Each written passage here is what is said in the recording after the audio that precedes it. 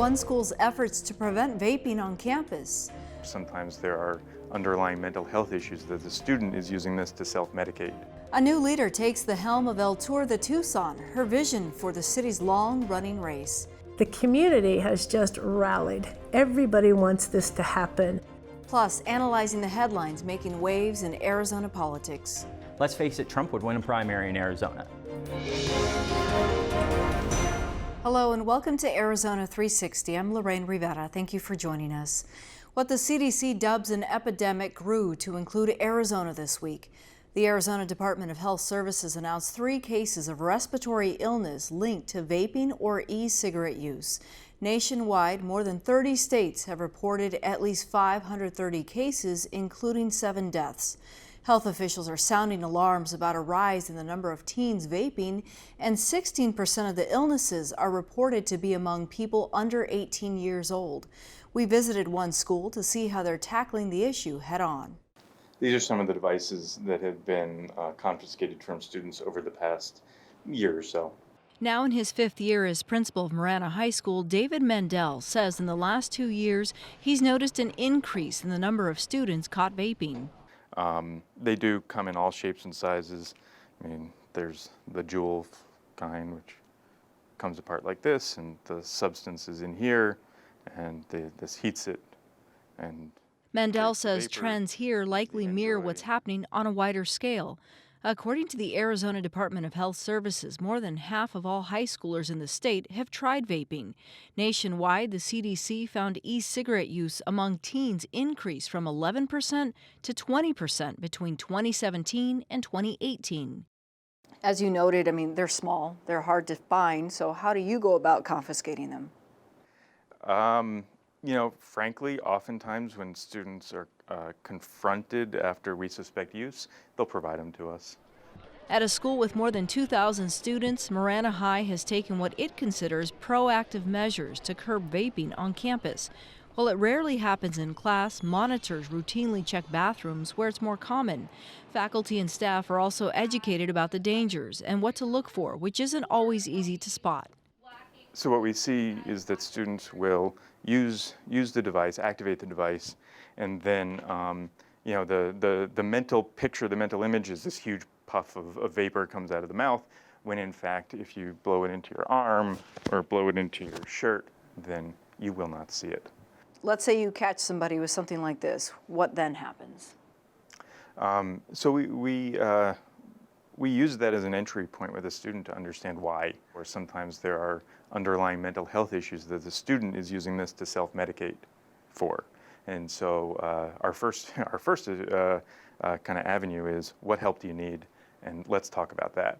Secondarily, we impose our district consequences and our school level consequences. And for the first instance, we really aim to remediate the behavior and to engage that student in education about the impact of this on their health, their future, and all kinds of factors, school and community pride, and then hope that they don't engage in this again.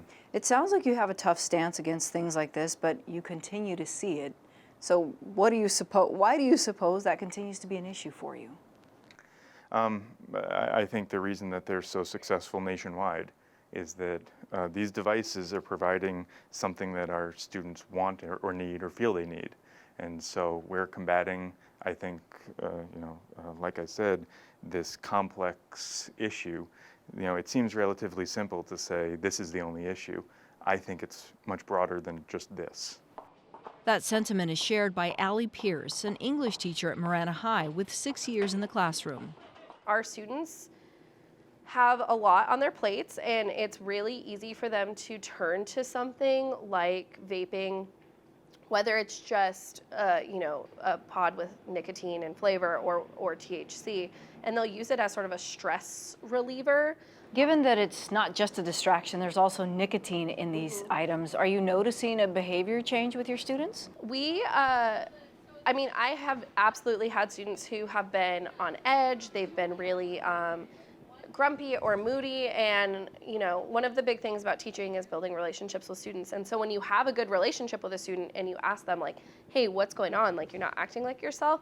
Every once in a while a kid will tell me like, I'm like, I quit vaping or I'm not vaping anymore, and they're going through nicotine withdrawal. What do they tell you about where they get it and why they're doing it?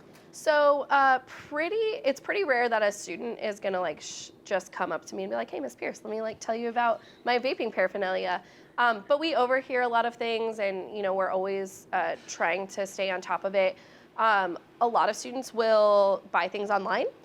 So I know students will use prepaid Visa gift cards, and then of course they have older peers, some of them still in high school, who are old enough to purchase it for them. I've definitely had students tell me that they've gotten it from their parents, not their parents aren't providing it, but they're, their parents vape, and that's available to them, and so they'll sneak it when they can. Then of course they share it amongst one another. Students will also, make their own vape juices, which is strikes me as being incredibly dangerous. But that's often where we see students with the THC infused pods, which is a whole nother layer of being problematic. Mendel says confiscated devices believed to contain THC, the active ingredient in marijuana, are reported to the school resource officer.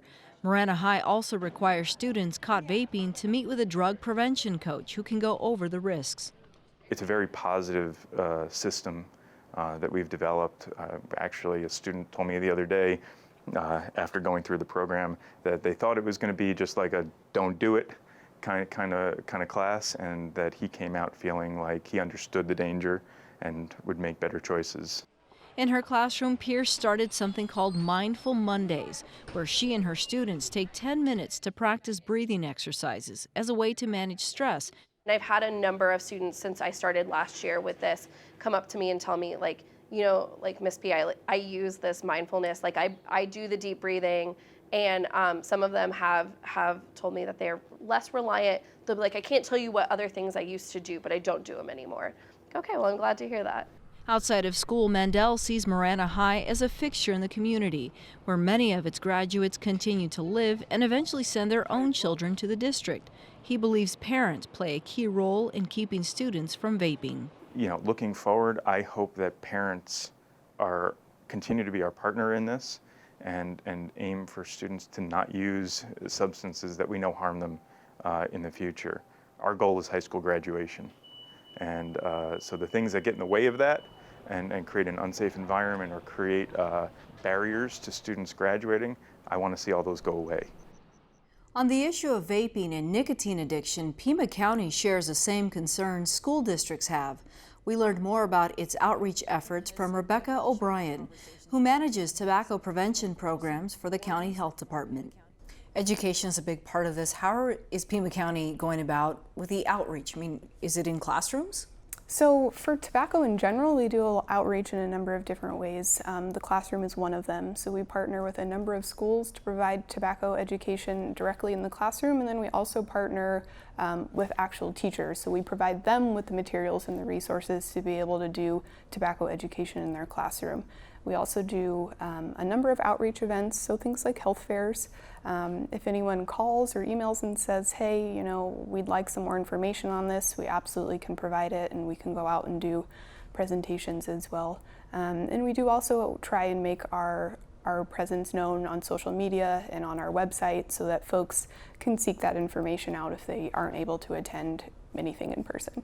I know one misnomer is that e-cigarettes vaping is not smoking. Can you clarify? So they are different. So a regular cigarette is combustible, meaning you have to light it. E-cigarettes are not that way, so they're battery powered, but there's still nicotine in both products, so they're still addictive in that way. The chemicals and other things within them are also different. So they're sort of comparing apples and oranges in a way. But we do know electronic nicotine delivery devices, in addition to nicotine, do have a number of potentially harmful chemicals within them, certain flavorings, metals, and other cancer-causing chemicals. So they're not harm-free by any means, but they are sort of different in the way that they operate. One report says that 1 in 5 teenagers has admitted to using e-cigarettes. Mm-hmm. This sounds serious, is it? Absolutely. I think it's I think that's something that we can say just based on knowing that these products have a lot of nicotine in them, and we know that nicotine can be a lifelong addiction and something that's hard to break. And so because of that, I think that's a concern.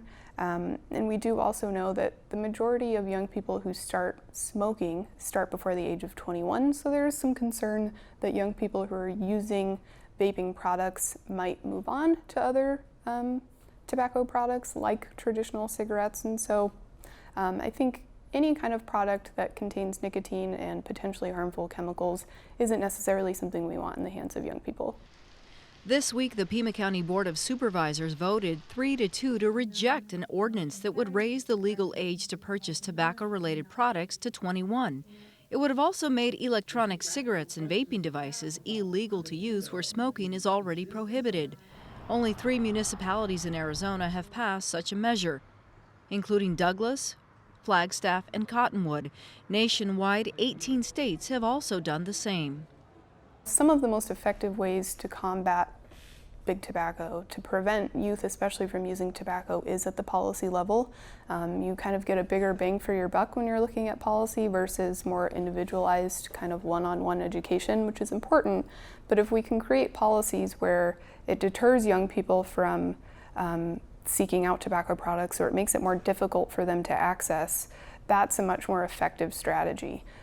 So by raising the age, for example, it makes it much more difficult for them to access these products. One example of that is someone who's 14, 15, 16 likely doesn't know someone who's 21, and so it makes it less likely that a 21-year-old would be able to purchase those products for them.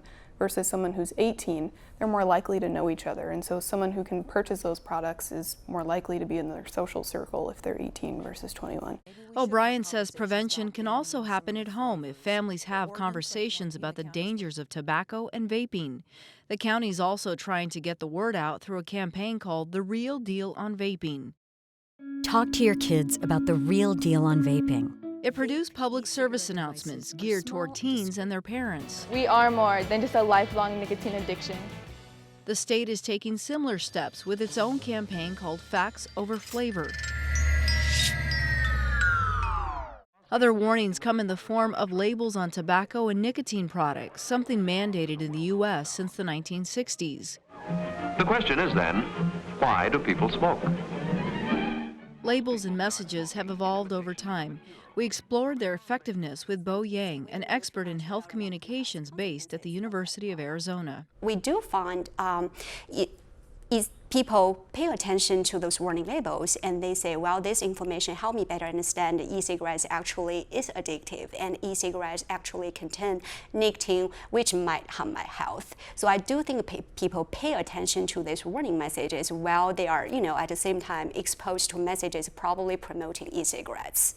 While health experts aren't certain of all risks e-cigarettes pose, organizations like the CDC have published materials suggesting they're less harmful than regular cigarettes, a similar sentiment seen in ads from e-cigarette manufacturers. For e-cigarettes, we know so little about it, and for smokers, and they are the population, they are the people who are more likely to buy e-cigarette products, because most of them tend to think these products are going to be less harmful than cigarettes. What tends to strike a chord for the consumer? I mean, what sorts of imagery? Sometimes it's fearful, sometimes it's very emotional and frankly scary.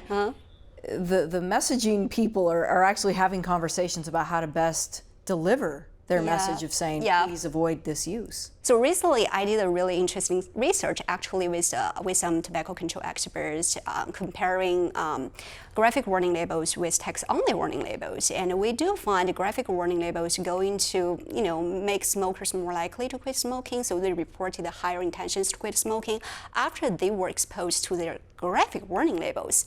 So the reason we found behind this, higher intention associated with graphic versus text-only warning labels is because graphic warning labels were able to arouse stronger negative emotions. Yang says labels are carefully selected based on how well researchers believe they'll resonate with consumers. Targeting teens and young adults is crucial because, according to the CDC, 98% of cigarette smokers first try smoking by the time they turn 26.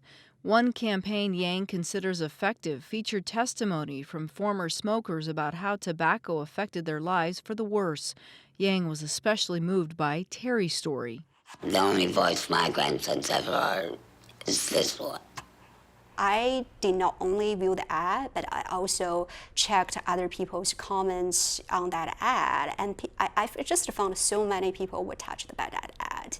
Once you see it, you will never forget how terrible smoking is. Okay, Dr. Yang, thank you.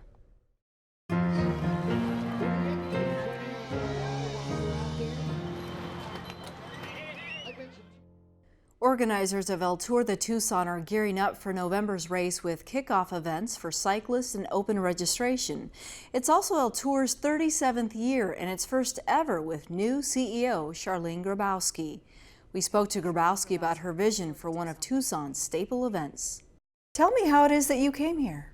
So I love the community. I retired here in January of 2018, but I've been here since 2013. And I was failing at retirement. I was actively involved with the American Heart Association and met some people. And then I was involved with El Grupo, the youth development organization that uses cycling to help kids achieve. And through that, many of the people who were in the bicycling community got to know me as a business leader. And so I got a call, would I come and help El Tour de Tucson turn around. How do you envision that moving forward? I mean, you're very new into the position. Yeah, so it's 8 weeks, and we've done a lot already. The people, we've looked at each of them as individuals and said, what are their strengths, and let's plug them for the work that we need to do. So we've done that with our people resources. From a process perspective, I have a very good friend. I used to work at Intuit, who's a master black belt. Her name is Penny Tejan, and she has come to us and is helping us map every process such that we have now standard operating processes in terms of everything that we do. And then third, we are focused on marketing and social. And in order to do that, we needed to actually take our technology to a different level. So we have a wonderful company, Dakota Pro, that has come in and given us upgrading our internet service, and KGB Communications is giving us free computers. And so the community has just rallied. Everybody wants this to happen. So I feel responsible to make it happen. In the tour's 36 years, it has raised millions of dollars. Over $100 million with matching funds from different organizations, specifically Bill and Melinda Gates through the Rotary, as well as lots of other organizations. So we're very proud of that. Financial woes put the event in the spotlight earlier this year. Perimeter Bicycling, the nonprofit behind El Tour, owed Pima County $180,000 for last year's race. By April, the board announced it successfully settled its dues. But most recently, there was a debt that needed to be paid. How exactly did it come to that? You know, it's in the Catholic Church and in organizations that are in the work of doing mission work, there's a saying, no money, no mission. And I believe what happened here was there was such an outpouring of give that we needed a little responsibility and maturity and work to take a look at our own organization and say, but what do we need to host this amazing ride? And if I could say, this is a host, meaning the ride itself is there for charities to use to raise money. And so we have, over 23 charities this year that are using the ride to raise money for themselves. I mean, it's so benevolent in its way of being. But even in that kind of organization, you need to make sure you're taking care of your costs first. I know this year El Tour has a GoFundMe account. You're also trying to drum up support amongst the sponsors. How much does an event like this actually take to put on? Well, it varies, but it's about $900,000 to pull this event off. Wow. This year, where do how are you measuring your success thus far? You've only been on the job a couple of months, but you have a big task to get ready for. Well, it's been public about how much money is out there. So $175 from Banner, $150 from Rio Nuevo, $280 from the county, We're, $500,000 plus when we add everything else up. So we're over halfway there. This is a tough question, but there are people in this community who sometimes view El Tour as a bit of a nuisance because it's traffic, there's cycling, there's a lot of activity going on. What do they need to know about the inner workings of an organization like this one? So it is a nuisance. However, it's an amazing nuisance when you think about we're here riding for charities. So you know what? Please be a little bit forgiving. At the same time, we take a lot of care to focus on safety. And that safety comes with blocking roads and having appropriate amount of police officers and asking people to be patient with us because safety is number one, absolutely number one, and I will make no compromises in any way, shape, or form around that. So I would just ask you to be patient with us. Yep, we're a little bit of a nuisance, but think about what it's doing for the community as a whole. Okay, Charlene Grabowski from El Tour de Tucson, thank you. You're welcome.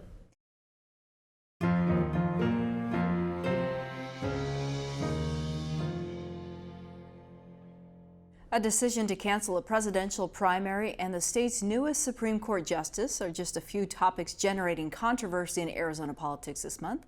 We now go beyond the headlines with the Yellow Sheet's Hank Stevenson. Hank, thanks for being here. Thanks for having me on. Let's start off with Arizona not having a Republican presidential primary. That's because President Trump is just that strong in the state?